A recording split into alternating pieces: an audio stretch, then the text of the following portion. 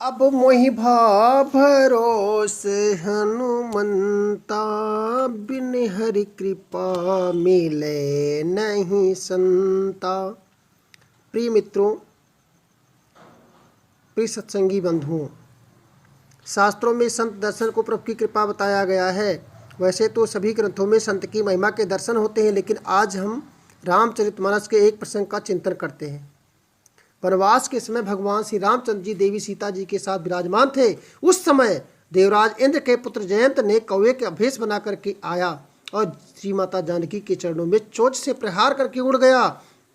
इसी पर एक संत ने बहुत अच्छी व्याख्या की है। वो कहते हैं कि दाम्पत्य के हंसते खेलते जीवन में कटु वाणी से अपने शब्दों से कटास जो पैदा कर दे, वही जयंत कौवा है। वो हंस नहीं हो सकता, वो कौवा ही हो सकता है। जो हंसते खेलते जीवन में कटुता पैदा करा दे, वो कौवा ही होगा, हंस नहीं हो सकता। हंस तो विवेकी होता है और विवेक का व्यवहार करता है, और कौवा हमेशा विष्ठा पर चोंच मारता है। इस संसार में कई लोगों की वाणी ऐसी होती है कि जब भी बोलेंगे विष्ठा जैसी दुर्गंध जैसी बातें, निष्कृष्ट बातें, अविवेक कहिए, दुर्दैव कहिए, दुष्टता कहिए, कोई भी कारण हो सकता है।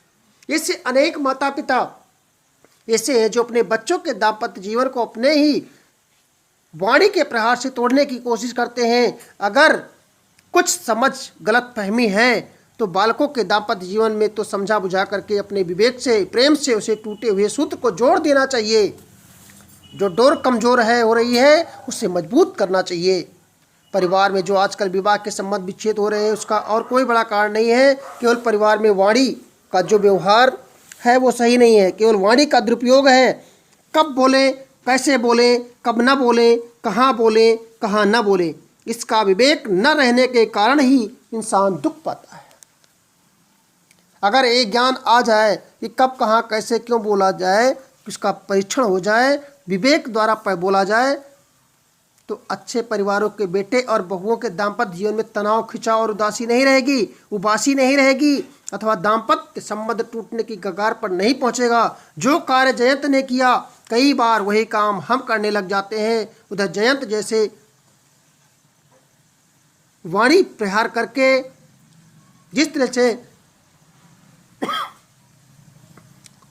सीता जानकी जी के पैरों में चोंच मार के उड़ गया और रुधिर की धारा बहने लगी, तो प्रभु श्री राम ने जैसे पूछा था कि ये देवी, ये रक्त कैसा? जानकी जी ने कहा कि प्रभु, एक कौवा चोंच मार करके उड़ गया है। प्रभु श्री राम के पास उस वक्त धनुष बाण तो था नहीं, एक सींग, एक तिनका पड़ा था, उसको उठा कर मारा और जयंत कौवा जो था उसके लग गया। कहाँ लगा? शरीर में लग गया कि चला रुधिर, उसके बहने लगा, रक्त बहने लगा। सींक मारा, सींक इतना ज़्यादा प्रभावित हो गया तो उस पर लिखा तुलसीदास जी महाराज ने रामचरितमानस में कि चला रुधिर रघुनायक जाना, सींक धनुष सायक संधाना। सींक वो धनुष बाण की तरह, तीर की तरह वो जा करके उसकी सींग ही लग गया, संधान उसी से मार दिया। भगवान ने सींग का बाण बना करके जयंत को मारा। मंत्र को अभिमंत्रित किया और सींग का बाण बनाकर अभिमंत्रित किया और छोड़ दिया जयंत के पीछे। अब बाण लगा भी नहीं, बाण भाग रहा है, जयंत भी भाग रहा है। आगे आगे जयंत, पीछे पीछे भगवान का बाण, काल रूपी बाण छोड़ दिया। जयंत इंद्रलोक गया अपने पिता के पास। जयंत के पिता का नाम इंद्र था। जयंत इंद्रलोक गया, वरुण लोक गया, कुबेर लोक गया, लेकिन किसी ने उसकी बात नहीं सुनी। तुलसीदास जी महाराज ने लिखा कि कहूँ पैठन कहा न वोही, राखी को सकही राम करे द्रोही। सबने कह दिया कि हे भैया, राम द्रोही को कौन शरण देगा? बाप तक ने फटकार दिया। दौड़े जा रहा था, तभी एक घटना घटित हो गई। वहां मिल गए कौन?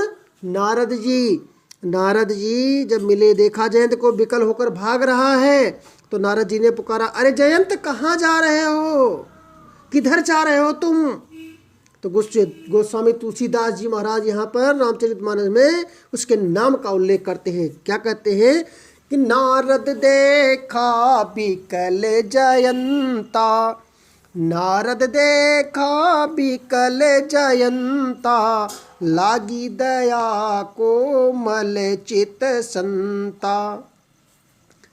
किसी ने गोस्वामी जी से पूछा कि पहले तो आपने इंद्र का बेटा कह करके लिखा था, अब नाम का उल्लेख क्यों किया। तो गोस्वामी तुलसी जी महाराज ने कहते हैं कि इसको संत का दर्शन हो गया है, और संत दर्श जिम पातक टरही, संत दर्शन से पाप कट जाते हैं। अब इसको संत का दर्शन हो गया है। इसका अर्थ ये है कि जब इसके ऊपर भगवान की कृपा हो रही है, जयंत को किसी ने भी शरण नहीं दी।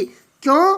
क्योंकि जो भगवान का द्रोही है उसे शरण कौन देगा। लेकिन संत दर्शन से उसके मन में जो भाव प्रकट होते हैं, जयंत प्रभु के पास जाकर के अपनी गलती का क्षमा मांग लेता है। संत के दर्शन से उसके सारे पातक, सारे दुख, सारे पाप टल जाते हैं। संत दर्श जिम पातक टरे, सारे पाप नष्ट हो जाते हैं संत के दर्शन से। और प्रभु से इतनी सरलता से उसे क्षमा कर दिया। अगर जयंत ने को नारद जी के दर्शन नहीं होते तो जयंत को भगवान द्वारा छोड़े गए बाण से कोई नहीं बचा सकता था।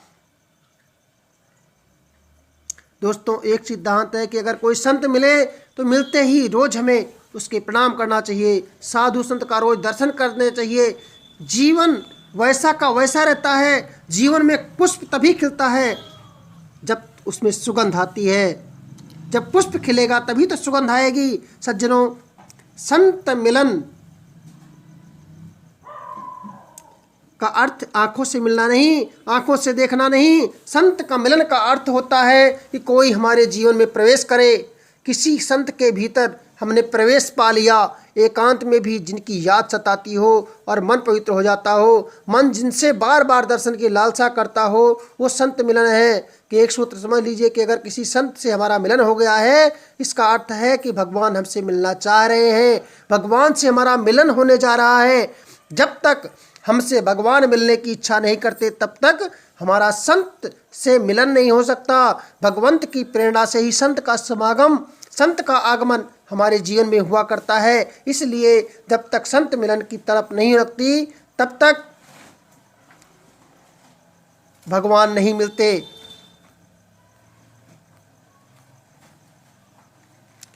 और आज हम आपको बताना चाहते हैं, कुछ लोग जानना चाहते थे कि ऋषि, महर्षि, साधु और संत की पहचान क्या है, ये अलग अलग कैसे पहचाने जाते हैं। हमारे भारतवर्ष में प्राचीन समय से ही ऋषि मुनियों का विशेष महत्व रहा है, क्योंकि ये समाज के पथ प्रदर्शक माने जाते थे।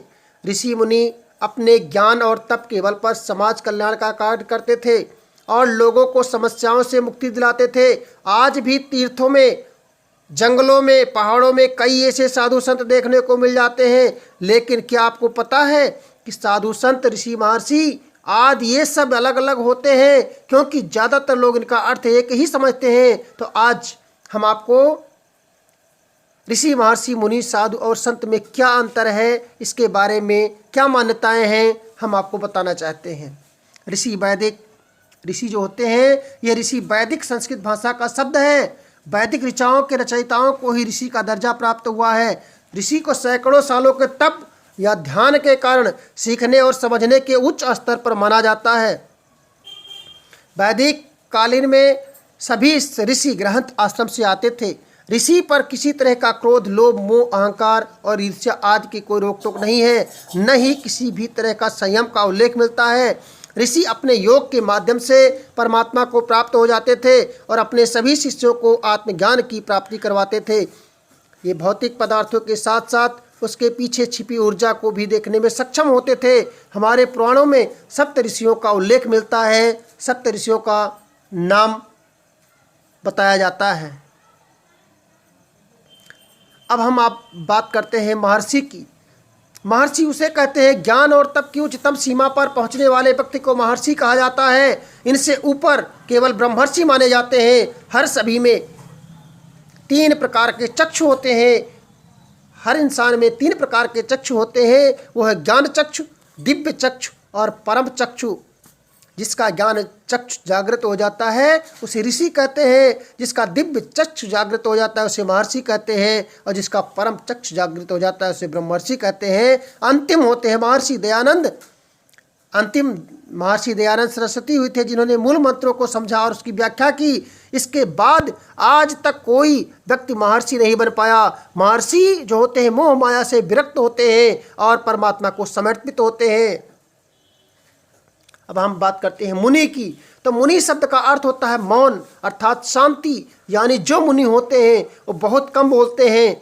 मुनि मौन रखने का शपथ लेते हैं और वेदों और ग्रंथों का ज्ञान प्राप्त करते हैं। जो ऋषि साधना प्राप्त करते थे और मौन रहते थे उनको मुनि का दर्जा प्राप्त होता था। कुछ ऐसे ऋषियों को मुनि का दर्जा प्राप्त था जो ईश्वर का जप भी करते थे और नारायण का ध्यान करते थे, जैसे कि नारद मुनि। मुनि मंत्रों को जपते हैं और अपने ज्ञान से एक व्यापार भंडार की उत्पत्ति करते हैं। मुनि शास्त्रों की रचना करते हैं और समाज के कल्याण के लिए रास्ता दिखाते हैं। मौन साधना के साथ साथ जो व्यक्ति एक बार भोजन करता है वह व्यक्ति 28 गुणों से युक्त हो जाता है, वो व्यक्ति मुनि कहलाता है। एक बार इंसान को भोजन करना चाहिए। अब हम बात करते हैं साधुओं की। साधु की साधना करने वाले व्यक्ति को साधु कहा जाता है, भक्त कहा जाता है। साधु होने के लिए विद्वान होने की जरूरत नहीं है, क्योंकि साधना कोई भी कर सकता है। प्राचीन समय में कई व्यक्ति समाज से हटकर या समाज में रहकर किसी विषय की साधना करते थे और उससे विशिष्ट ज्ञान प्राप्त करते थे। कई बार अच्छे और बुरे व्यक्ति में फर्क करने के लिए भी साधु शब्द का प्रयोग किया जाता है। इसका कारण ये है कि साधना से व्यक्ति सीधा, सरल और सकारात्मक सोच रखने वाला हो जाता है। साथ ही वो लोगों की मदद करने के लिए हमेशा आगे रहता है।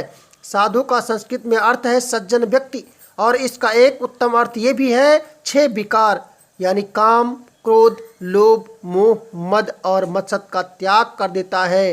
ज्ञान के द्वारा त्याग कर देता है। जो इन सब का त्याग कर देता है उसको साधु की उपाधि दे दी जाती है। अब हम आगे बात करते हैं संत की। सबसे महत्वपूर्ण 3 अभी तक जो ऋषि, महर्षि, ब्रह्मर्षि को बताया, उससे सबसे अंतिम निचोड़ निर्गुण संत धारा के जो होते हैं संत होते हैं। संत शब्द संस्कृत के शब्द शांत से बिगड़कर संतुलन से बना है। संत उस व्यक्ति को कहते हैं जो सत्य का आचरण करता है और आत्मज्ञानी होता है, जैसे संत कबीरदास, संत तुलसीदास, संत तुलसी साहेब, संत रविदास। ईश्वर के भक्त एवं धार्मिक पुरुष को भी संत कहते हैं। बहुत से साधु महात्मा संत नहीं बन सकते, क्योंकि घर परिवार को त्याग कर मोक्ष की प्राप्ति के लिए चले जाते हैं। इसका अर्थ है कि वो अति पर जी रहे हैं। जो व्यक्ति संसार और अध्यात्म के बीच संतुलन बना लेता है उसे संत कहते हैं। जो व्यक्ति संसार और अध्यात्म के बीच संतुलन बना लेता है उसे संत कहते हैं। संत के अंदर सहजता, शांत स्वभाव में बसती है। संत होना गुण भी है और योग्यता भी।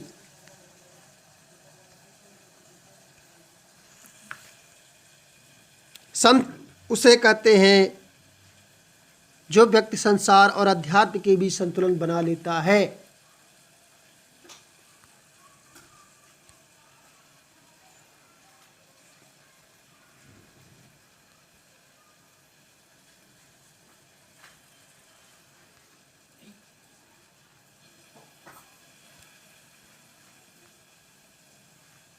सत्यनाम बोलो गुरु महाराज की जय। श्री श्री सतलोक निवासी चौथे पदवासी नामी पुरुष सच्चे स्वामी साहेब दीनदयाल हंसवन पतित पावन सौर सौर धमधान खुदमानी सरकार भवसागर के पार करने वाले सतगुरुदाता बंदी छोड़ साहेब की बंदी सत्र।